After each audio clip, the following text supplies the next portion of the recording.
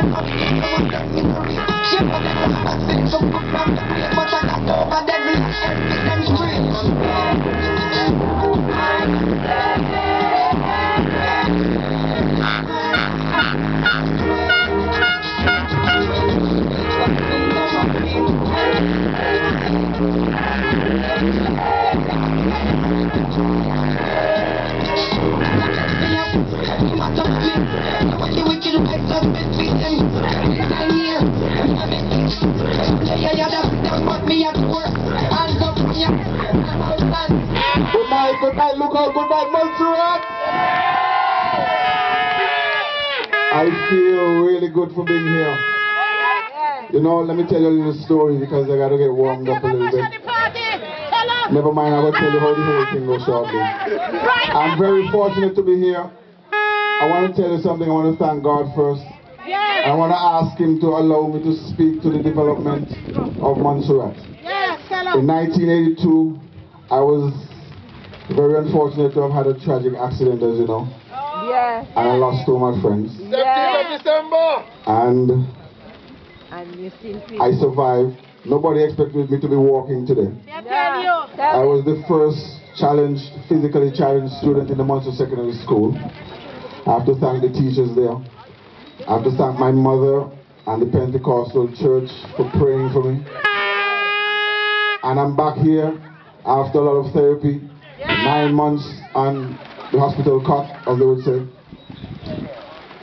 And tonight, I was not supposed to be here, although I've always been with you, always a PLMite.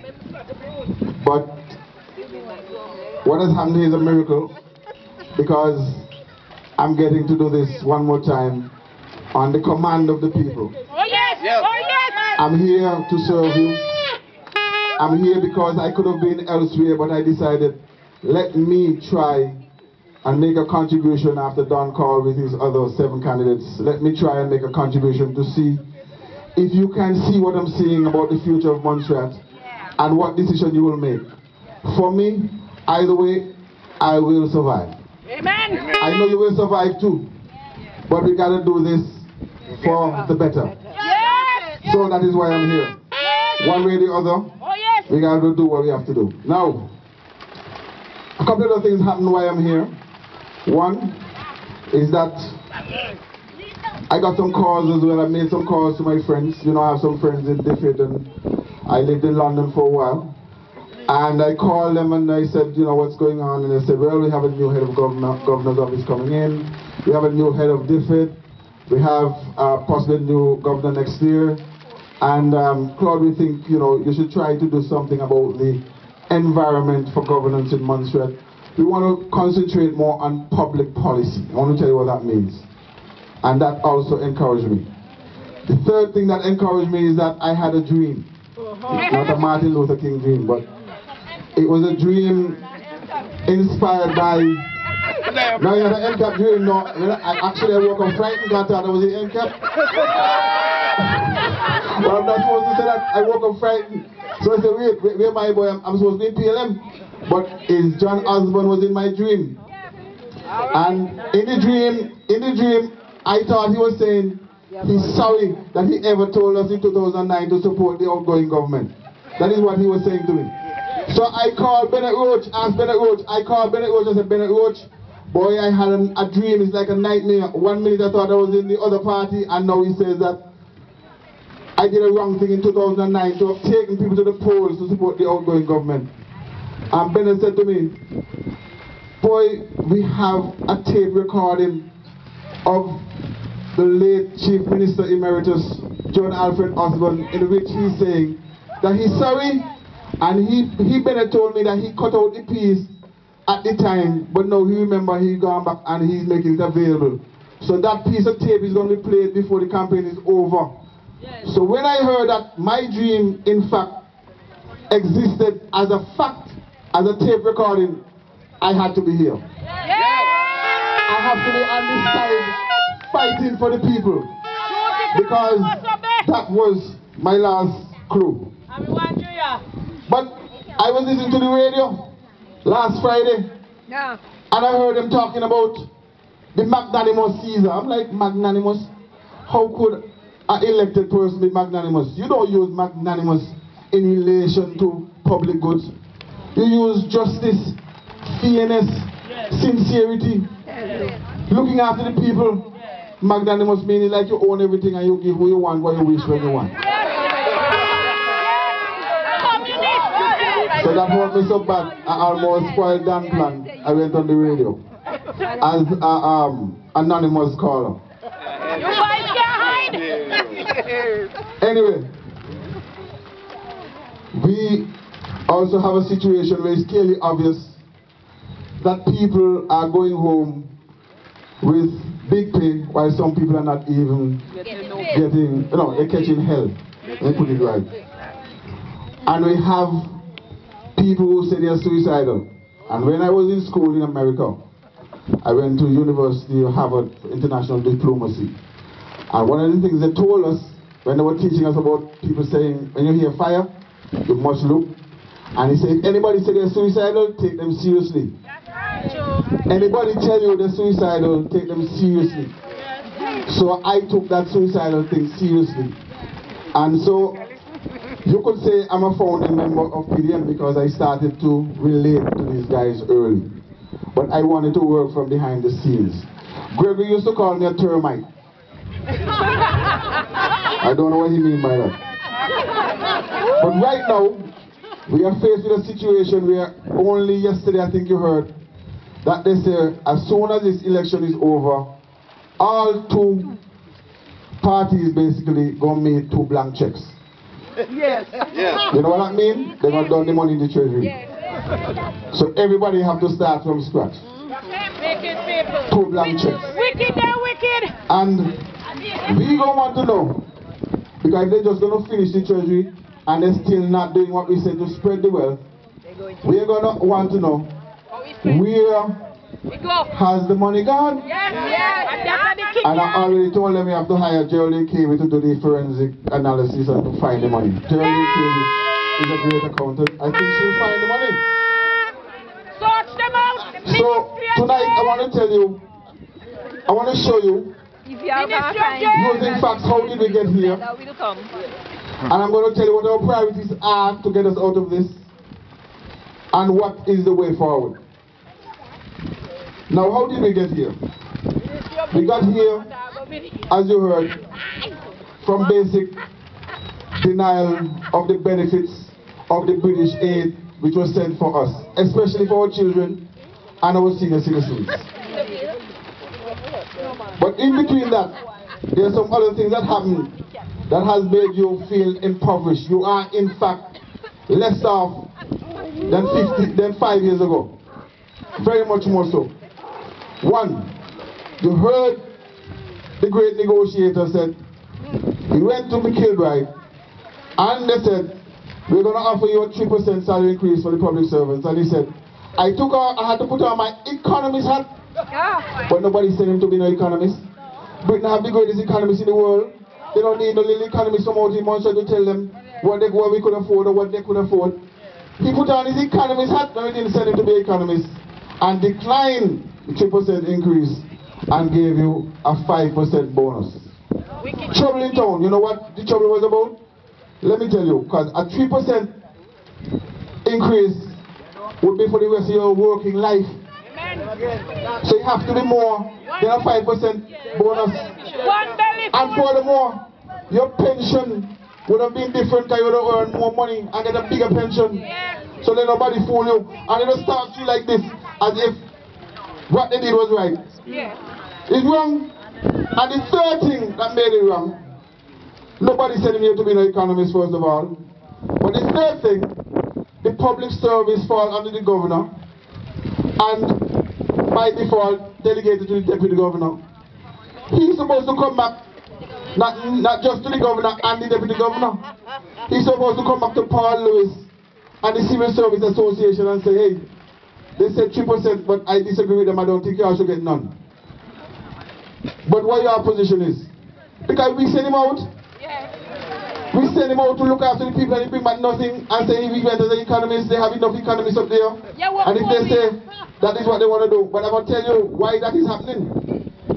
Next, you know that we got a 50% cut in gratuities from the beginning. Since around 2009, 2010. That means the take-home pay for all officers on contract like me were cut. The gratuity that we will get when our contract finish is cut by half. So if you're supposed to get $25,000, we're gonna get 12 and a half. Okay?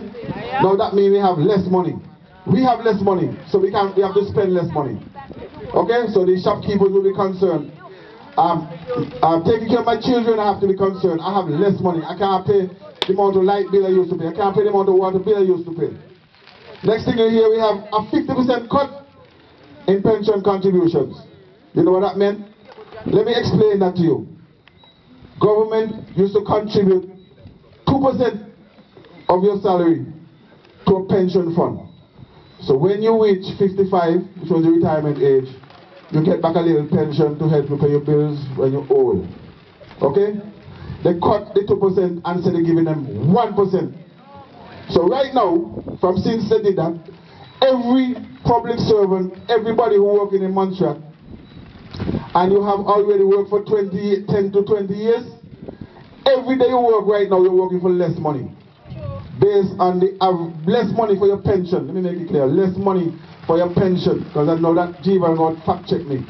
You will get less money for your pension, because if you're putting a smaller contribution to an accumulated amount of money that you already had, and you're using a formula that gives you an average over your life of work every day, because it's less money added, the average is going to come out less. Simple maths. So it's better to retire early as possible after you've done your time than to stay there. There's no incentive for you to stay. So that's why lots of people who already achieve retirement age decided it don't make sense. I gone England or I gone home. Next thing, the little people used to get $50 a year. About $50, some used to get $100 on their salary. They call it increments for working assiduously, doing all kind of things in government. And they cut that by 100%. That means you say you don't get none. None at all. None at all. So what do you think is happening here? All that is happening here, less and less money in the economy for people to buy, for people to look after their children. Then what is the next cut? Next thing you hear, a birth certificate, I have to make this point, a birth certificate is increased by 1,000%. 1,000% from $5 to $50. Now you tell me, some people believe, okay, $50, and they come on the radio and say, but it didn't raise for 20 years. That don't make no sense. That is not how they put up fees. The birth certificate belongs to you. It's your intellectual property. It's your birth certificate. All they're supposed to be doing, and if they're in any other country, World Trade Organization had power. If they even in England, they couldn't charge you $50 for a piece of paper with a stamp. A piece of paper with a stamp on it could cost $50. And that's what they're supposed to charge you for, because it's your birth certificate. All you're telling them to do, hold it for you. When you're ready to get it, you pay them the storage charge, which is maybe $2. And the paper costs $1. The ink costs $1. And the stamp costs $1. It's still $5. It's still $5. But they're going to do $50. But they charge you for your own birth certificate. In my birth certificate, if I wasn't born, you would get my birth certificate.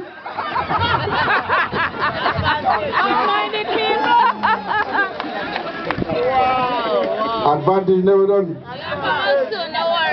Now let me tell you, all that is money out of the economy. But you think that is money? That is just robbing poor people.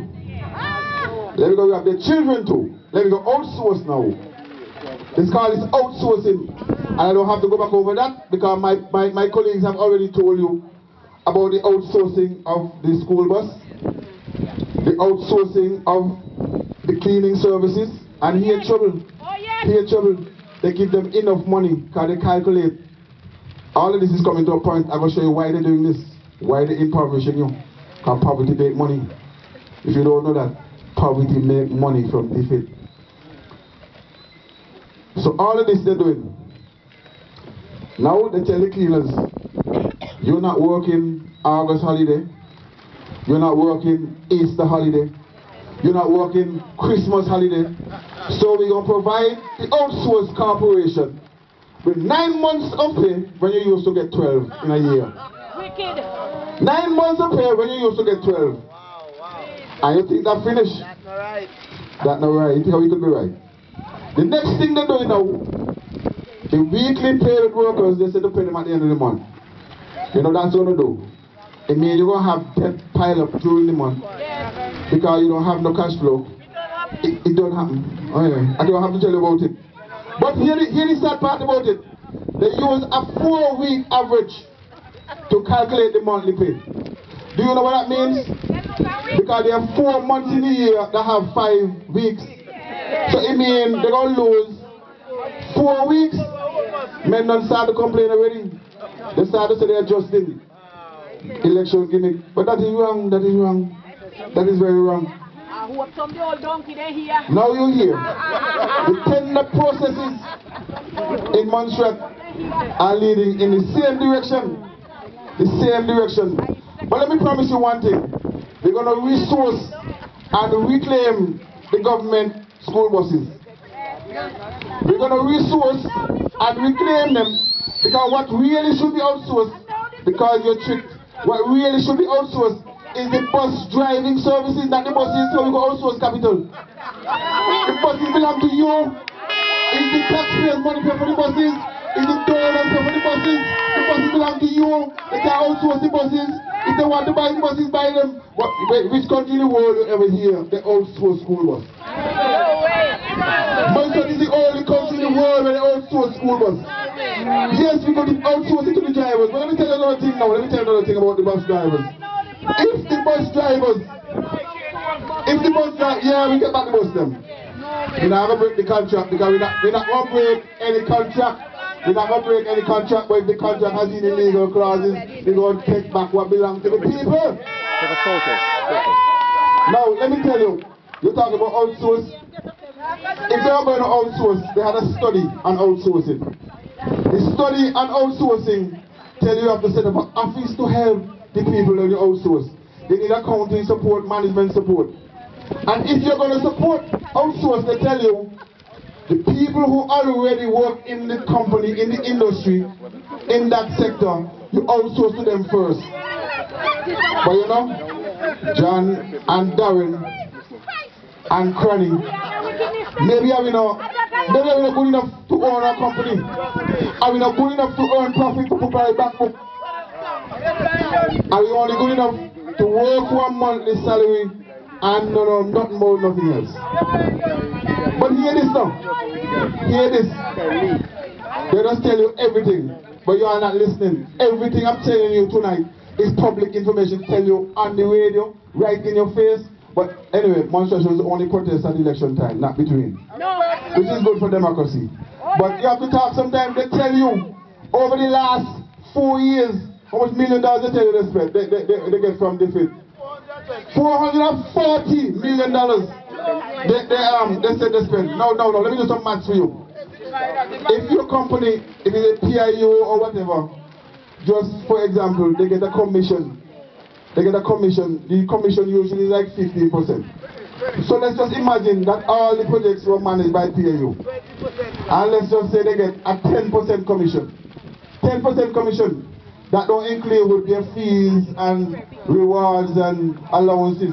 Just